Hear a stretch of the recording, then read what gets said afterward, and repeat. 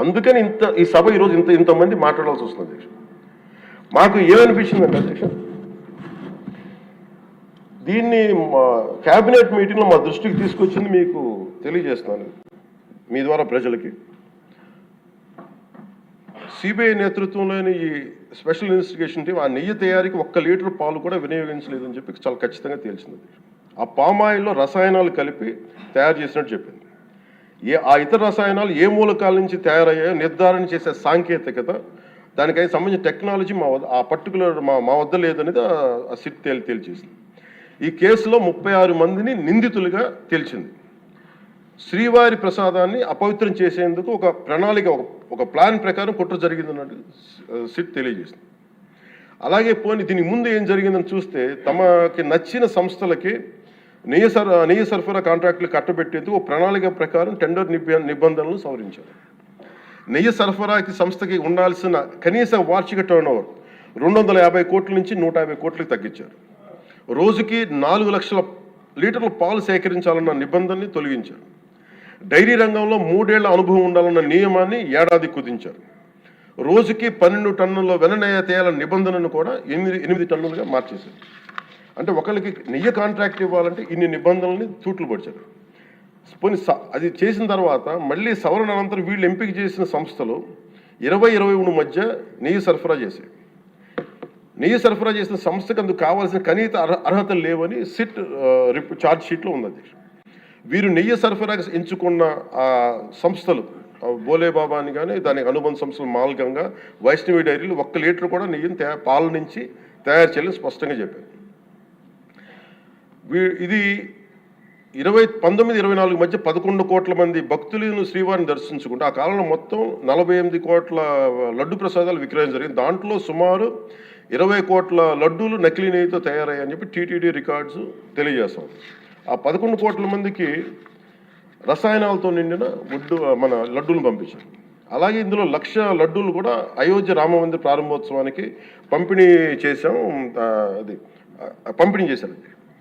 నేను మొన్న మన క్యాబినెట్లో మన గౌరవ ముఖ్యమంత్రి గారు మేమందరం కూర్చొని మాట్లాడుతున్నప్పుడు నాకు పర్సనల్గా మెసేజ్లు ఏంటంటే, మన ఈ అయోధ్యకి పంపిన లడ్డూలు ఈ లడ్డూలు కాదు, ఇవి వేరే లడ్డూలు. అలా ఎలా తేడా చెప్తారు వీళ్ళు?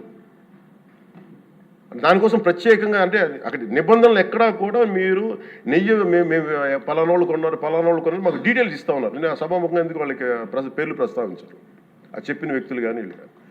నేను అడిగింది ఏంటంటే, ఓకే మీకు దాని మీద ఆధారాలు ఏమున్నాయి, మీరు ఈ లాటే పంపించారు అయోధ్యకి అనేది మీకు ఏముంటాయి? ఎక్కడ ఏం లేదు, అన్ని గాల్లో మాట్లాడుతున్నారు వీళ్ళందరూ. ఇప్పుడు మేము అడుగుతుంది ఏంటంటే, దీనికి సంబంధించి కంప్లీట్ పాలక మండలి బోర్డు, టీటీడీ పాలక మండలి board, they have to take responsibility. వాళ్ళని గత ప్రభుత్వాన్ని నడిపిన ముఖ్యుడైన ఆ వ్యక్తి వాళ్ళని వెనకేసుకొస్తున్నారంటే అందులో కూడా మీకు కూడా బాధ్యత తీసుకోవాల్సి వస్తుంది. అందుకని సభాముఖంగా మేము అందరికీ ఏం చెప్తున్నామంటే, let the law take its own course. ఎవరైతే దోషులు ఉన్నారో వాళ్ళకి శిక్ష పడాల్సిందే. మా ఉద్దేశం ఒకటే అధ్యక్ష, ప్రాబ్లం ఎక్కడ ఉంది అంటే ఇందులో మనందరం కూడా ఇందాక మన గౌరవ సభ్యులు మాట్లాడతా, నెల్లూరుకు సంబంధించి సోమిరెడ్డి గారు మాట్లాడతా, దర్గా కానీ మన కశ్మూర్ దర్గా గురించి వీటన్నిటి మాట్లాడుతూ ఉంటే, బేసిక్గా నేను కూడా నెల్లూరులో పెరిగాను కాబట్టి నేను అర్థం చేసుకోగలను. అది ఎక్కడా కూడా వేరే మతాలను కించపరచడం అనేది తెలియదు అది ఈ దేశం. అందుకే ఈ దేశం ఇలా ఉండేది కాదు. అలాంటి దేశం సాంప్రదాయాలని వీళ్ళు కూర్చోబెట్టి, కల్తీ జరిగిందంటే వెరీ సింపుల్గా ఏం చేయాలి, అడల్ట్రేషన్ జరిగింది, మేము కూర్చోబెట్టి దీన్ని కరెక్ట్ చేసుకుని మీరు కరెక్ట్ చేయండి, మేము మీకు మద్దతు ఇస్తాం, ఇంతే చెప్పాలి అధ్యక్ష. అంతేగాని దాన్ని వెనకేసుకు వస్తున్నారు అంటే, ఒకటి క్లియర్ కట్ రిపోర్ట్ ఉంది, అందులో నెయ్యి లేదనేది, అందులో రసాయనాలు ఉన్నాయని క్లియర్ కట్ చెప్పింది. ఈ రసాయనాల్లో ఏమున్నాయి అనేది అది పెరుమాళకి ఎరుగదు, ఆయనే కూర్చొని చేయాలి. ఒక రిపోర్ట్ ఏమో మాకు ఎన్డీడీబీ రిపోర్ట్ ఏమో దాంట్లో ఖచ్చితంగా ఈ జంతు సంబంధించిన అవశేషాలు ఉన్నాయి అనేది చాలా స్పష్టంగా చెప్పారు. Proper authorised board. ఇప్పుడు వీళ్ళేమో కూర్చొని అది కూడా మాట్లాడలేదు. Very clear cut as on today special మన సిబిఐ ఇచ్చిన మన ఛార్జ్ షీట్ ప్రకారం ఆ నెయ్యి కాదు, ఇది పామాయిల్తో పాటు రసాయనాలు కలిపింది. దీన్ని కూర్చోబెట్టి వాళ్ళు ఇంత మాట్లాడుతున్నారంటే ఇది ఖచ్చితంగా ప్రజల మధ్యకి వెళ్ళాలి. దీని నుంచి లబ్ధి పొందేది ఏం లేదు ఇక్కడ. కానీ ఇది ఏంటంటే ఇది ధర్మానికి సంబంధించిన విషయం అధ్యక్ష.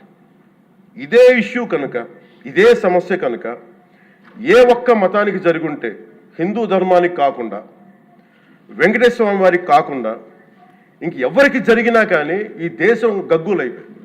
ప్రపంచం అంతా గగ్గులు పెట్టేసేవాడు. సమస్య ఏముందంటే ఇది ప్రతి ఒక్క హిందూ కూడా ఆలోచించాల్సిందే. ఎందుకంటే ప్రతి హిందూకి బై నేచర్, మా ఇంట్లో కానీ ఎవరు, ఇందాక మన సోమిరెడ్డి గారు చెప్పినట్టుగా, మీరు దర్గాకి ఏదంతా చూస్తే మేము దర్గాలకి చిన్నప్పుడు మేము స్కూల్లో ఉన్నప్పుడు రొట్టెలు పండుగ దర్గా మెట్లు వెళ్ళి మేము కూర్చోబెట్టి అక్కడ ఇర్రెస్పెక్ట్ హిందూస్, ఇది ముస్లిం ఫెయిత్ అనుకోకుండా వెళ్ళి కూర్చోబెట్టి అందరూ గౌరవించి దాన్ని ఈ రోజుకి వెళ్తారు హిందువులందరూ. సో ఈ దేశ మూల సంస్కృతి మన ఇస్లాంని గౌరవించేది, క్రిస్టియానిటీని గౌరవించేది, సకల మతాల్ని గౌరవించేది. అలాంటిది హిందూ ధర్మానికి సంబంధించిన 7 కొండల వాడు కలియుగ వెంకటేశ్వరుడు. కలియుగ వెంకటేశ్వరుడు దైవం అనడానికి చాలా క్లియర్ కట్గా ఉంది అది. ఎందుకంటే కలియుగంలో జరిగింది ఆయనే, దీనికి ఆధార పురుషుడు, ఆయన మూల పురుషుడు. అలాంటి ఆయనకి పెట్టే ప్రసాదానికి ఇంత అపవిత్రం చేసిన తర్వాత వీళ్ళు ఏమి కూర్చొని మా తప్పు లేకుండా లేదన్నట్టుగా మాట్లాడుతుంటే వీళ్ళకి నాకు ఏం మాట్లాడాలో తెలియదు. దీనికి ఒక్కటి బట్టి ప్రజలకు తెలియజేయాల్సింది ఏంటంటే అధ్యక్ష, ఇదే వేరే ఇస్లాంకి జరిగిన, క్రిస్టియానిటీకి జరిగిన, జీసస్ క్రైస్ట్కి జరిగిన, మహమ్మద్ ప్రవక్తకి జరిగిన, అల్లాకి జరిగిన ఇలా ఉండేది కదా అధ్యక్ష. వాళ్ళు ఆ రోజు మన కౌన్సిల్లో కూడా అలా పటాలు తీసుకొచ్చేవాళ్ళు వేరే ఏ దేవత అయితే. బికాజ్ ఇది హిందువులు కాబట్టి వీళ్ళ కులాలతో ముక్కలుగా అయిపోయి ఉంటారు కాబట్టి, హిందువులు తమ మతాలను ఎడాపెడా వీళ్ళు జోకులు వేసుకోగలరు కాబట్టి దీనికి సీరియస్నెస్ లేదు అధ్యక్ష. Before blaming anybody else, every Hindu has to take a responsibility for this. Every Hindu. ఎందుకంటే మన ఇస్లాంని మనం ఎందుకంత కూర్చోబెట్టేంత వాళ్ళు గౌరవించే విధానం చూస్తే నిజంగా మనం హిందూ ధర్మాన్ని పాటిస్తే మనం గౌరవించుకోలేమో అనిపిస్తుంది మనకి. అది మిగతా మతాలను చూసి నేర్చుకోవాలి అధ్యక్ష. వీళ్ళకి ఏముంది, వీళ్ళు ఇంత మాట్లాడుతున్నారు తిరుపతి లడ్డు మీద. నిజంగా వీళ్ళు కనుక మాట్లాడితే అదే వేరే మతం గురించి ఎందుకు మాట్లాడరంటే ఓట్లు పోతాయి అధ్యక్ష. హిందువుల ఓట్లు చాలా ఈజీగా ముక్కలు కులాలను చేసి పెట్టేసి పోతాయి. ఆ వెంకటేశ్వరం కాబట్టి శివుడు ఉంటాడు, శివుడు కాబట్టి అమ్మవారు ఉంటాడు. ఈజీ వాళ్ళకి. ఈ నైజం జనాల్లో మారినంత కాలం ఇలాంటివి జరుగుతూనే ఉంటుంది అధ్యక్ష. వీళ్ళు ఇలాగే మాట్లాడుతూనే ఉంటారు. ఇది లోపల నుంచి మనందరం కదలాలి.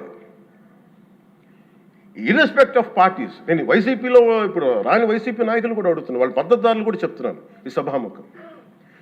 మీరు ఎవరన్నా సరే రేపొద్దున్న నుంచి మీరు వెళ్ళి తిరుమలలో వెంకటేశ్వర స్వామిని దర్శించుకున్నప్పుడు, ఆ నిలువెత్తు స్వామివారిని చూసినప్పుడు మీకు గిల్ట్ కలగకపోతే మీరు చూడండి. ఎందుకంటే ఆయన కళ్ళలోకి చూసినప్పుడు మీరు ఇన్ని తప్పులు చేసేవాళ్ళు మేము వెనకేసుకొస్తున్నామని ఎవరన్నా మాట్లాడితే ఆ పాపం వాళ్ళకే కాదు, వాళ్ళకు కూడా చుట్టుకుంటుంది. ఇది ఖచ్చితంగా దీన్ని ఎక్కడో చోట దీనికి ఒక లాజికల్ కన్క్లూజన్ అయితే పట్టుకెళ్ళ, దోషులకి శిక్ష పడాల్సింది. ఎందుకంటే ఇది ఇక్కడతో ఆగకపోతే ఇది ఒక పరంపర అయిపోతుంది. అందుకని మేము ఖచ్చితంగా I'm committed to get this. Whoever are the perpetrator, they should be punished. They should be punished.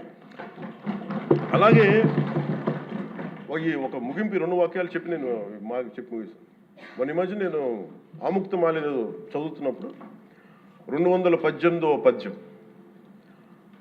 దాంట్లో ఆయన చెప్పింది ప్రత్యేకించి ఆయన రాసిన ఈ